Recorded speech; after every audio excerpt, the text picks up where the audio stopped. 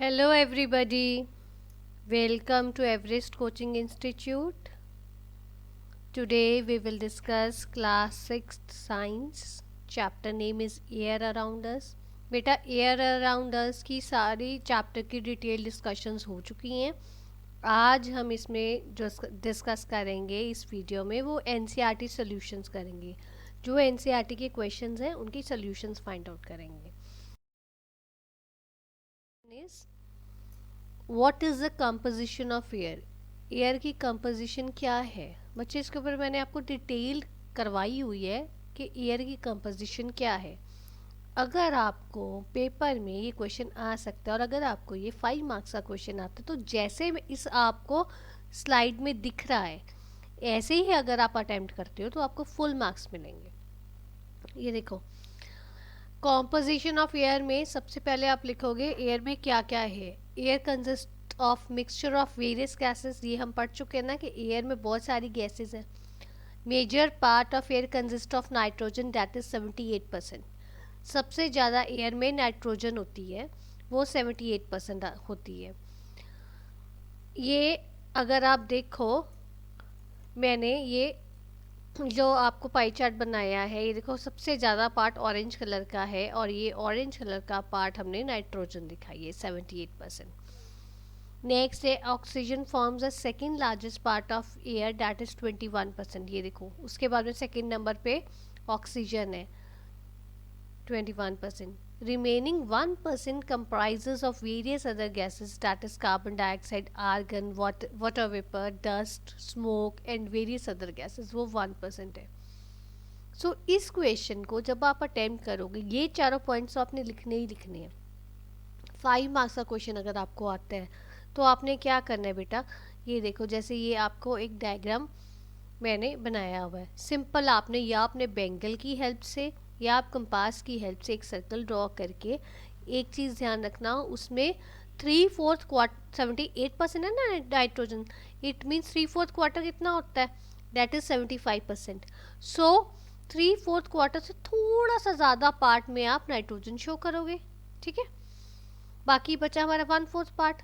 1/4 part में हमने 1% जो है वो कार्बन डाइऑक्साइड, मतलब बहुत थोड़ा सा हिस्सा हमने वो अदर गैसेस का कार्बन डाइऑक्साइड वगैरह करना है, और जो हमारा 21% जो बाकी हिस्सा रह जाएगा वो हमारा ऑक्सीजन का आएगा, ठीक है। ये मैंने आपको बेसिकली एक टिप दी है कि ये डायग्राम आपने कैसे ड्रॉ करना है पेपर में। सो अगर आप इसको करोगे ड्रॉ तो आपको ज़्यादा अच्छे मार्क्स मिलेंगे। अगर आपके पास पेपर में टाइम बचता है तो आप इसको कलर कर सकते हो। अगर आपके पास टाइम नहीं है तो कलर करने की ज़रूरत नहीं है, सिर्फ लेबलिंग कर देना जैसे मैंने किया ना। इसमें बीच में ये 78% के बीच में लिख दिया नाइट्रोजन, ऑक्सीजन 21% में लिख दिया, और जो 1% में तो आ नहीं सकता, बहुत छोटी जगह है, तो वो आप एरो मार के साइड पे लिख दो carbon dioxide, water vapour and other gases 1%, ठीक है। In this way you can attempt this question, बहुत अच्छे मार्क्स आपको मिलेंगे। चलो सेकेंड क्वेश्चन क्या कहता है हमारा, which gas in the atmosphere is essential for respiration. अब देखो हमारे को सांस, रेस्पिरेशन मीन सांस लेने के लिए हमें कौन सी गैस की ज़रूरत है एटमोसफेयर में, हमें ऑक्सीजन गैस की ज़रूरत है। Oxygen gas in the atmosphere is essential for respiration. ये देखो 1 मार्क क्वेश्चन आ सकता है, बट इस क्वेश्चन में एक चीज़ ध्यान में रखनी है, अगर आप कल ही ऑक्सीजन गैस लिखते हो तो आपकी मैम हाफ मार्क कट कर लेगी। आपको you are in 6th class, so आपको पूरा लिखना पड़ेगा oxygen gas in the atmosphere is essential for respiration, ठीक है। थर्ड क्वेश्चन है, how will you prove that air supports burning. आप कैसे प्रूव करोगे कि एयर सपोर्ट करती है बर्निंग के लिए। ये जो क्वेश्चन है डिपेंड करता है आपको कितने मार्क्स में आता है। अगर आपको 3 मार्क्स में आता है, सिर्फ आपको जो इस स्लाइड में नज़र आ रहा है आपने वही लिखना है। अगर आपको ज़्यादा मार्क्स का आता है, 4 या 5 मार्क्स का आता है, तो आपने साथ में मैंने नेक्स्ट स्लाइड में इसका डायग्राम भी बनाया, आप वो भी बना सकते हो, ओके। सो एक बात ध्यान रखना, जब आपको ऐसा क्वेश्चन आएगा तो इसको आपका मेथड यही रहेगा जैसे मैंने इस स्लाइड में लिखा है। आपने कैसे प्रूव करना है, प्रॉपर लिखोगे सोल्यूशन में। To prove air supports burning, यही पूछा ना उन्होंने, air supports burning. Material required, क्या मटेरियल चाहिए हमें, 1 कैंडल, 1 ग्लास टम्बलर और एंड अ मैच स्टिक। माचिस चाहिए, ग्लास टम्बलर चाहिए और कैंडल चाहिए एक। प्रोसीजर क्या है, ऐसे लिखोगे third heading procedure. Take a candle and then light it using a matchstick. एक कैंडल लाओ और उसको मैच स्टिक से जला दो, ठीक है।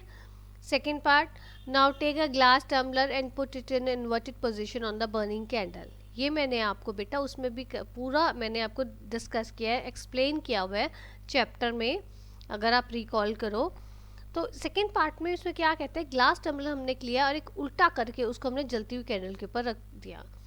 थर्ड वो कह रहा है रिकॉर्ड योर ऑब्जर्वेशन।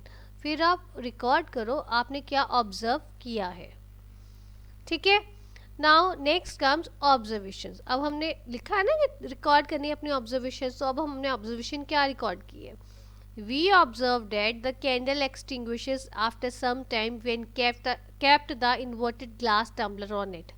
जब हमने खाली ग्लास टम्बलर कैंडल के ऊपर रखा तो थोड़ी देर बाद में क्या हमने देखा कि कैंडल जो है वो बुझ गई, ठीक है, यही हमने देखा था ना।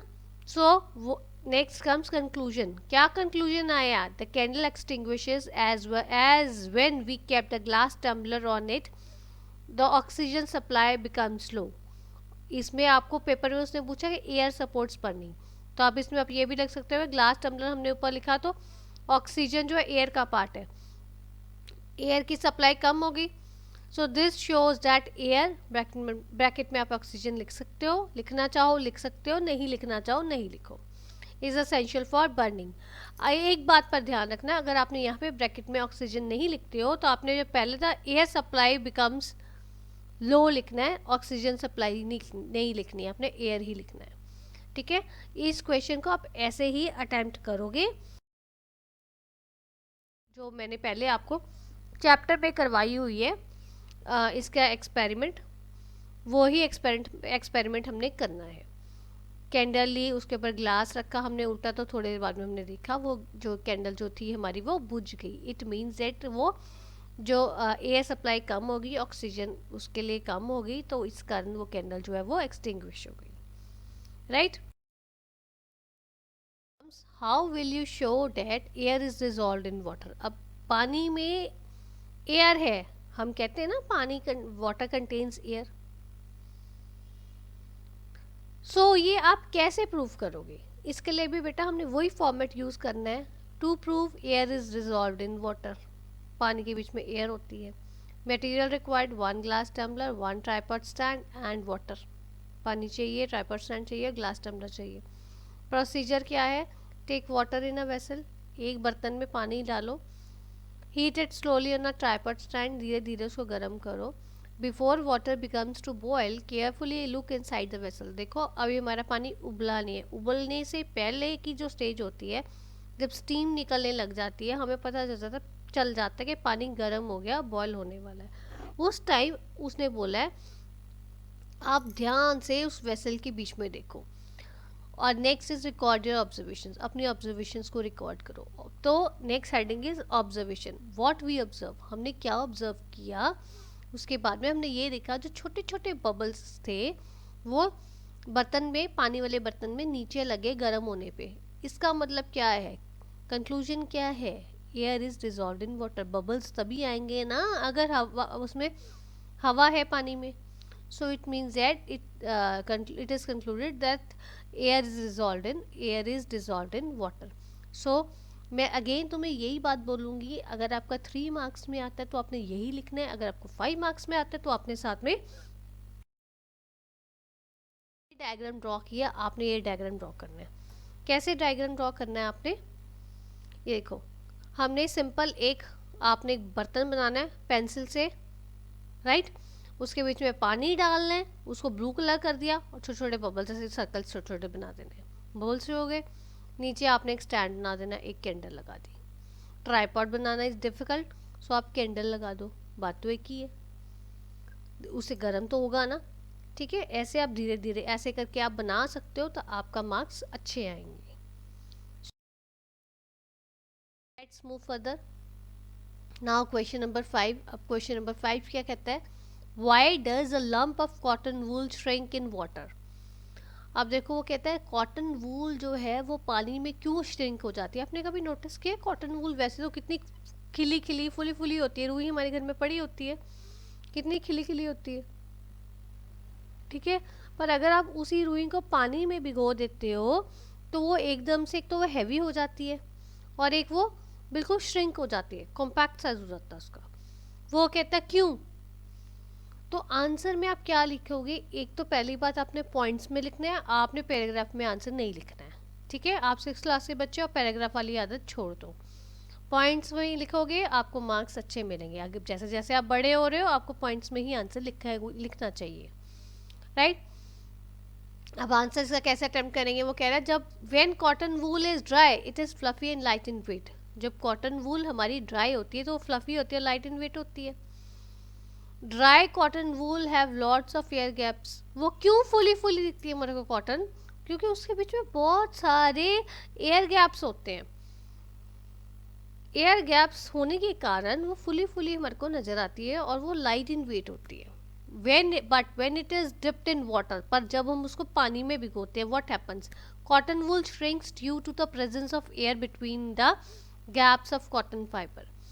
देखो कॉटन वूल के बीच में वो सिंगुड़ जाती है जब वो गीले होने पे। क्यों सिंगुड़ती है, क्योंकि आपने अभी हमने डिस्कस किया ना कि ड्राई कॉटन वूल में बहुत सारे एयर गैप्स होते हैं। तो वो जो गैप्स, एयर गैप्स बहुत ज़्यादा होते हैं, इट मीन्स उसके बीच में हवा है। हवा को जब हम पानी उसमें भर देते हैं तो हवा कंपैक्ट हो जाती है, वो कॉटन वूल श्रिंक कर जाती है। और गीले होने पे जो जो उसके वाटर में जो उसके एयर गैप्स होते हैं, जहाँ पे एयर प्रेजेंट होती है, वो पानी अपने वेट से हवा को बाहर निकाल देता है और पानी वो गैप्स को भर जाता है, उन गैप्स में पानी भर जाता है, जिसके कारण हमारी कॉटन लंप वूल जो है लंप हैवी भी हो जाती है और श्रिंक भी हो जाती है, ठीक है। सो ये पॉइंट्स हमने लिखने हैं। When cotton wool is dry it is fluffy and light in weight. Dry cotton wool have lots of air gaps.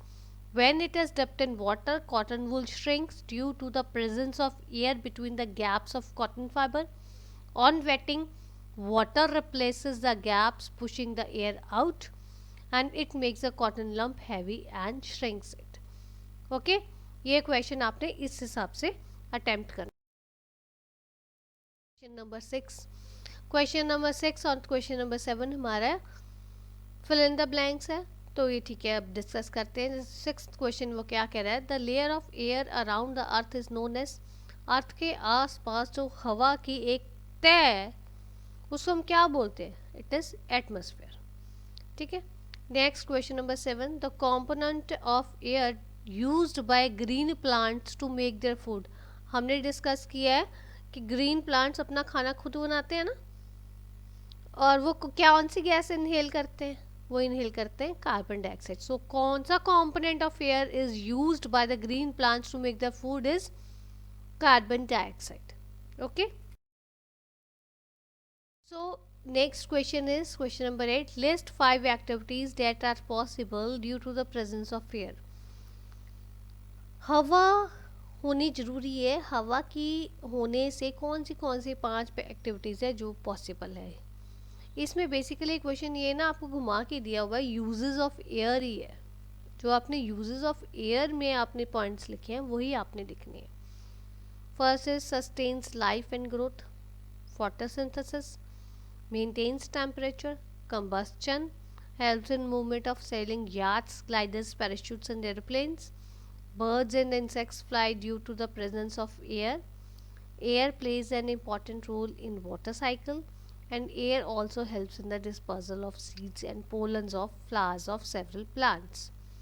ये सारी एक्टिविटीज़ जो है हमारी एयर के कारण ही होती है। देखो ज़िंदा रहने के लिए आपको सांस लेना जरूरी है, जो आपको सांस लेने के लिए गैस जो है वो एयर से मिलती है। प्लांट्स ने अगर ज़िंदा रहना है, ग्रीन प्लांट्स ने, उनको खाना बनाने के लिए एयर की ज़रूरत है। खाना खाना है ना उन्होंने, खाना बनाने के लिए एयर की ज़रूरत है। फोटोसिंथेसिस प्रोसेस के लिए उनको एयर की ज़रूरत है। एक हमारा टेम्परेचर जो है वो कंट्रोल्ड रहता है। बर्निंग के काम आता है, combustion is nothing but burning, burning के काम आता है। हेल्प्स इन द मूवमेंट, और एक वो जो यार्ड्स चलते हैं, ग्लाइडर्स, पैराशूट्स एंड एरोप्लेन्स, उन सब के चलने में हेल्प एयर जो है अपना बहुत इंपॉर्टेंट रोल प्ले करती है। जो बर्ड्स और इंसेक्ट्स जो है हमारे, वो फ्लाई करते हैं, वो कैसे फ्लाई करते हैं, अगर हवा नहीं होगी तो वो फ्लाई नहीं कर पाएंगे। वाटर साइकिल के लिए बहुत इंपॉर्टेंट रोल है एयर का। ये बच्चे मैं आपको डिटेल में डिस्कस करूँगी उसमें, वो ये वाटर चैप्टर में आपके। सो एयर जो है वो आपका, अब देखो, अब जैसे तुलसी का प्लांट है, कुछ प्लांट्स और भी ऐसे होते हैं, जैसे तुलसी की मैं एग्जांपल दे रही हूँ, उसके सीड्स जहाँ पे गिरते हैं वहाँ पे नया प्लांट लग जाता है, सीड्स अपने आप जर्मिनेट होने लग जाते हैं। सो ये कहाँ से होता है, कैसे होता है, अगर ये हवा चलेगी तो सीड्स गिरेंगे नीचे, और जहाँ गिरते हैं अगर उसको जर्मिनेशन की पूरी फैसिलिटीज़ उसको मिल जाती हैं, पानी मिलता है, धूप मिलती है, हवा मिलती है, सॉइल अच्छी मिलती है, तो उसके कारण वो अपने आप जर्मिनेशन प्रोसेस शुरू हो जाता है, right. Question is, how do plants and animals help each other in the exchange of gases in the atmosphere. Animals और प्लांट्स कैसे हेल्प करते हैं एक दूसरे को एक्सचेंज ऑफ गैसेस। अब देखो, आपको पता है कि प्लांट्स जो है वो कार्बन डाइऑक्साइड लेते हैं और ऑक्सीजन छोड़ते हैं, और एनिमल्स जो हैं वो ऑक्सीजन लेते हैं और कार्बन डाइऑक्साइड छोड़ते हैं। सो ये जो एक एनिमल छोड़ता है वो प्लांट लेता है, और जो प्लांट छोड़ता है वो एनिमल लेता है। इस हिसाब से हम इसको, ये एक्सचेंज ऑफ गैसेस जो हैं वो एक दूसरे में हेल्प करते हैं। प्लांट्स और एनिमल्स बहुत इंपॉर्टेंट रोल प्ले करते हैं। अगर आपके प्लांट्स नहीं होंगे तो एनिमल्स का सर्वाइव होना मुश्किल है, पॉसिबल नहीं है, और अगर एनिमल्स नहीं होंगे तो प्लांट का सर्वाइव होना पॉसिबल नहीं है, क्योंकि इनकी दोनों की गैसेस जो है, एक दूसरा जो छोड़ता है, एक छोड़ता है वो दूसरा लेता है। सो यही चीज़ आपने जो है, जो मैंने आपको बताई है, ये आपने पॉइंट्स में लिखनी है। कैसे लिखोगे? Animal uses oxygen for respiration, they breathe out carbon dioxide, plants make their own food through photosynthesis process. In this process, plants take in carbon dioxide and release oxygen. This release oxygen is again used by the animals. जो ने पहले किया कि वो use करते हैं, आ गया ना relation. So the cycle of exchange of gases is made and the proportion of oxygen and carbon dioxide is constant. So ये आपने ऐसे अटेम्प्ट करना है अगर आपके पास टाइम है। और आपका क्वेश्चन, ये देखो, जैसे ये डायग्राम है, इस डायग्राम को आप कैसे बनाओगे? इस डायग्राम को बनाने के लिए हमने यहाँ पे ट्री नहीं बनाना है। आप यहाँ पे ट्री लिख दो, या एक छोटा सा, अगर आपके पास टाइम है आप छोटा सा ट्री बना सकते हो, अदरवाइज आप सिंपल एक ट्रीज लिख दो और उसके ऊपर फोटोसिंथेसिस लिख दो। ऐसे ही एरो बनाओ, ऑक्सीजन लिखो, ऐसे ही एरो बनाओ रेस्पिरेशन। यहाँ पे एनिमल या ह्यूमन बीइंग बनाने की ज़रूरत नहीं, यहाँ पे एनिमल लिख दो। और एनिमल जो है कार्बन डाइऑक्साइड छोड़ रहा है, वो कार्बन डाइऑक्साइड ग्रीन प्लांट ले रहा है, फोटोसिंथेसिस का यूज़ हो रहा है, वो रिलीज ऑक्सीजन करता है, ऑक्सीजन रेस्पिरेशन के लिए यूज़ होती है एनिमल की, और ये ऐसे ये सर्कल चलेगा हमारा। ठीक है। सो ये आप बना सकते हो बड़े आराम से पेंसिल से, मतलब इतनी ज़्यादा आपको स्केचिंग करने की ज़रूरत नहीं है। सिंपल सी आप एक, आपके पास टाइम है, ट्री बनाना है बनाओ, नहीं बनाना है तो लिख दो प्लांट। और बंदा बनाने की ज़रूरत नहीं, ह्यूमन बीइंग या एनिमल बनाने की ज़रूरत नहीं है, सिंपल आप एनिमल लिख दो। ठीक है। उससे आपका पूरा ये स्केच आपका 2 मिनट्स में ड्राइंग आपकी बन जाएगी, साइकिल बन जाएगा। देखने में इम्प्रेसिव लगता है, अच्छा लगता है, और आपकी टीचर आपको मार्क्स अच्छे देगी। उनको भी पता चलेगा कि हाँ ये बच्चे को ये चीज़ आती है। ठीक है। If you find any difficulty, so you are most welcome to give your feedback in the comment box. Thanks for watching.